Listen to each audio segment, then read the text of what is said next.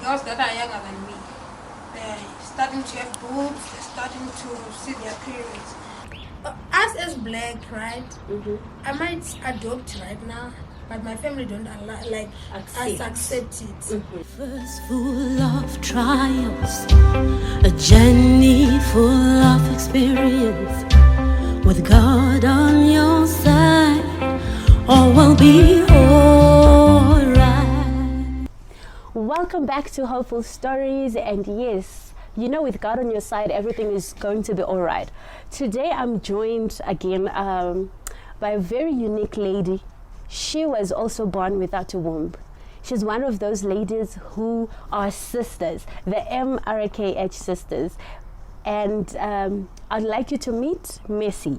Mercy, welcome. Welcome. How are you? I'm blessed. How are you? I'm very blessed as well. So tell me your story. When did it all start? Oh, okay. The story goes like this. I grew up staying with my mom and my 6 siblings. So growing up, I was thinking I'm just a normal girl like other girls. So I did go to school, primary school. I didn't face any challenges. When I was at high school, that's when I started to realize that I'm different from other girls. So I got my mom. I told her that, Mom, the girls that are younger than me, they're starting to have boobs, they're starting to see their periods. Then she told me that, no, maybe you are those girls that see their period late. So for that moment, it didn't affect me, because I was just saying to myself, maybe it's because I'm young. So around Form 2, that's when I started to face discrimination at school. My classmates started to talk a lot about me. Some, they even start to give me names like, hey, that girl of big boobs, she arrived. So I start to have self-low esteem in the class. So I realized I'm different from other girls. Then I said to my mom, let's find a way so that I can see what is happening with me, like to go to the doctors and somehow. Then she said to my mom, say, no, I think this thing is spiritual. Then I say, okay, so what are we gonna do? Then she said, let's go to the prophets. We did go to the prophets, and they mentioned that it's my father's side that have problem, are the ones that are using me to gain worth in their lives. So from there I began to hate them a lot, coming to realize all along prophets, they were saying it's my father's side. Then I go to a sangoma. There's a time that I even go to a sangoma by myself, as young as I am. My mother didn't know that's what is happening. I did go to a sangoma, and they give me a snake, the skin of a snake, saying that I must use that, drink that, and put in the water so that I wash, so that the blood will fall. The more I am drinking and washing with that, those I don't know, muti and the snake skin, then they said the way it is flowing, that's the way the blood is gonna flow. I was so excited. I even put my faith on that sangoma. Did you pay money? Yes, I did. I did pay a lot of money. And who directed you to the sangoma? I know that sangoma, she was staying on the neighborhood. Okay. Yes. Okay. So I even talked to her sometimes and say, no, your things are spiritual, but I didn't tell my mom because my mom didn't want me to go there. Okay. But me, because of desperation, I did go there. At this stage, you understood that you have a problem. Yes, I understood that maybe it was spiritual, or someone is using me to gain wealth. Yes. Okay, were you having your boobs already, or they were not there? No, I think naturally I have the small boobs. Okay. That's how it is. Okay. So okay. I got there, I used those things, didn't work. Then I said to my mom, okay, let's do something. Let's try again to those prophets that you can go to the guest houses. Then we go again, and they say it's my father's side that is causing. So it affects me, because come to realize that on my father's side there's there was no one who was having money that time to an extent of using me. I came to realize when I got to the prophets. But because of me and my father's side, we didn't have that connection. Ever since my father passed away, they didn't come to check on us. So it was, again, another thing that makes me feel like since they didn't come to see us ever since my father passed, it means they're up to something in my life. Yes. So the other day, staying at home, just so from that moment I developed depression. Okay. I remember going to a free market to buy poison 3 times to try to drink. First time my mother quickly see me. The other time it fails when I was at school. I was want to drink it at school so that I'll go home dead. So it fails, then the headmaster take me for counseling. Then the other teacher said to me, Mercy, maybe your condition it need medical assistance. Then I say, how? Because as much as we know, to that age, 19-year-old girl must have boobs, must start to have periods. Then she say, no, it might be need medical assistance. Then I told my mother that let's go to the hospital. Maybe this thing need medical assistance because that teacher counseled me. Then we did go to the hospital, but from that moment I said to my mother, I'm not gonna go to school because I was even scared about what my schoolmates were saying and people from the school. Because at school I was someone, every time, like if I did something or the moment I arrived, they knew. Even Form 1 that you have 2 days in the at school might know that is the goal.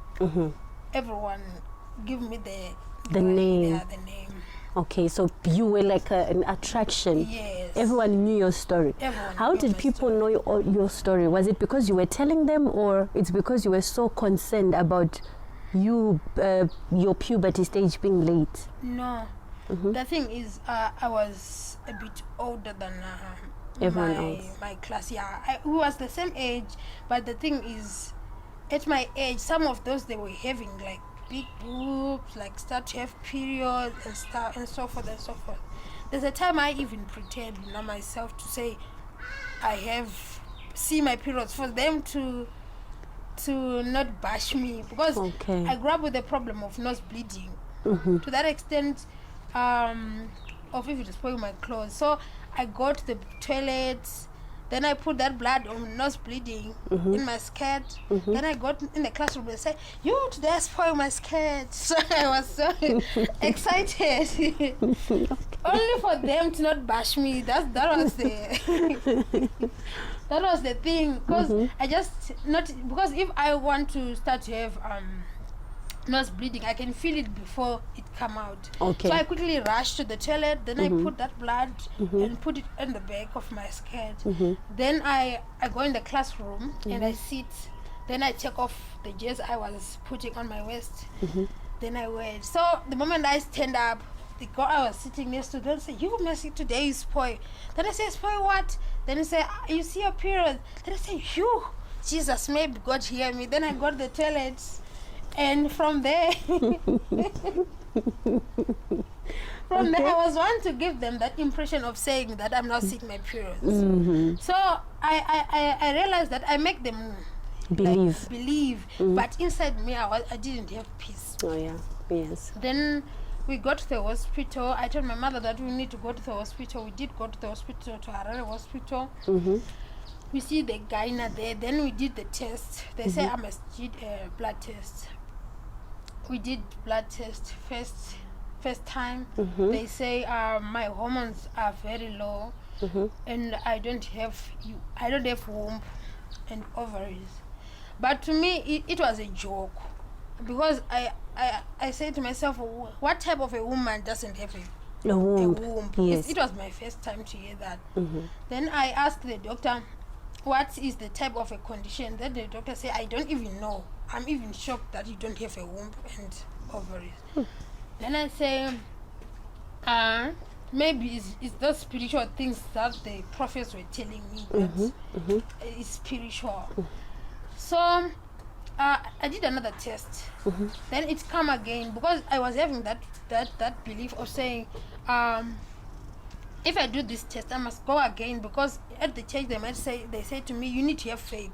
So I used to raise that faith to that extent of thinking that God is it's just coming to appear to me that I have a womb. Then I think I did 3 tests. Then the doctor said to me, no, you don't even have womb. There are women like that. So me, on the area I grew up, there was no one who have this type of situation. Then they transferred me to another gyna. Then that gyna said to me, the condition you have is called Mrkh, but you are 1 in a million. Wow. That's when it attacks me very hard, because I start to think, since I'm 1 in a million, in this world, how many millions of women are? Maybe we are 10. So I become so like vulnerable in my life. I didn't see the reason of surviving, the reason of living by that time, because the doctor, especially the day I go to the hospital and they disclosed that I was having Mrkh, I was myself. Oh, you went alone? I went alone. So I even throw myself on the road just to have accident and die. That was my mission, because I start to see, like, even my family didn't care for me enough, like, to show me that they care. So the main thing was for me to die. That's what I tell myself, because I go on social media, try to search for Mrkh, but it didn't come out like having a lot of people. I didn't even try to look for Mrkh that much. Okay. Yes. So I was thinking that as the doctor says that it's 1 in a million, maybe in this world we are 2 or 3. Yeah. So I didn't want to put it in my mind. So the other day I was on Facebook. That's when I was just scrolling the videos. That's when I see the topic, the interesting topic of cerebral unique period. Then I say, the woman born without a womb, same as me. 1 in a million? 1 in a million. And on top of that, she's a Zimbabwean. Then I just click that video and I start to watch it. So because of I was excited, I quickly take my phone and log out, go do something. I say I want to sit down while at least I'm done with everything and really see this video. I didn't see it. I tried to search for it again and again. I didn't see it. So then I said, let me go on Instagram. So I was spelling the wrong name, like. So that's when I discover one of the organization. Then they put me on social media. Well, at least I was on Facebook. That's when I see Serpa's number. Then I talk to her. Wow. So from that moment, to be honest, I'm now seeing myself as a person. Wow. I learned to accept it. It's not that easy to accept it, but I'm learning bit by bit, because sometimes I even cry, but it won't change anything. But I'm still trying. I'm not fully recovered. That's what I can say. But I'm still trying to see how it goes and how you can navigate. Yes. Okay, so take me back to the part of the snake, when they gave you the skin of the snake. How did you feel mentally? Mentally, I was okay with that. You were okay with it? Everything that was happening that day, it was okay. And I still remember, I didn't even fear everything at that moment. Because I got there, then the moment I arrived, she said, no, the thing of coming here while you're still young, we need someone who can be with you. Then I cried to her that no one is gonna come with me here if I don't come to myself. Yes. Sometimes I need to face everything, every fear, so by that yourself. I can be prepared of myself. Then she said, no, there's a lot of things that might go through here, but it needs someone who can be with you. Then I say, if you don't want to cure me, or if you don't want me here, tell me so that I can go. Then she said, no, let me help you. So that moment, that's when she gave me like a tree skin. I don't know how to say A that. pack. Yes. So she said I must put them in the water. Then I must drink that water in the morning, early in the morning, and wash for 3 days. Then I did that, but to my surprise, I didn't even have any, like, to feel like I'm gonna have the periods. No, Yes. it didn't even come, and I was so broken. That's the day I said to myself, I'm not going to do the sangomas or to the traditional healer again, because the things they were telling me was a lot, so I couldn't bear it. You couldn't bear it. Wow. That's a powerful story. So, how did you come out of your suicidal thoughts? My suicidal thoughts, Or they still coming? Or you had passed that? for now, I think this year, starting this year, that's when I start to realize that no, I'm not alone. Wow. So all of those suicidal thoughts they vanish. To tell the truth, You are living your life to the fullest. Yeah, I really want to experience life now. Wow. And all thanks to Sister Zeripa. Yes. Wow, that's a very powerful story. What would you say to people who are going through the same right now, based on your own experience? Yeah, Mrkh is very tough, to be honest. Okay. Mrkh is something that if you still think that you are alone, okay, you won't survive in it. Okay. There's a lot of things like alone. You yourself, you might think to accept it, but the environment, like the community, they say whatever they want to say about you. Definitely, there are some people who speak facts, to be honest. Because me, there's a time when someone was telling me that I'm just like a broiler chicken. Broiler chicken. That a broiler chicken, you can just feed it. There's nothing that comes to a broiler chicken than just to feed it and eat. So I'm just like a broiler. Even if I get married, I won't have kids. I will be someone who will just feed. My husband will be just feeding me in his family's house. So to me, it become like a fake, though. That may be because I didn't accept it by that time. Okay. So they say when they say I was a broiler, there are some people who speak facts. To be honest, that's the painful thing, because if someone tells you that you are just like a chicken, you are like a broiler, because a broiler don't lay eggs. Yes. A broiler, you can just eat it. Just that's what it is. That's how God designed a broiler is. So it affects me a lot, especially, I don't know, Mrkh, it disturbs mentally. Yeah. A lot of people with Mrkh go through mentally problems. Like, because I can be a bubbly now, talking to you, but when I am in my room, I'm someone else.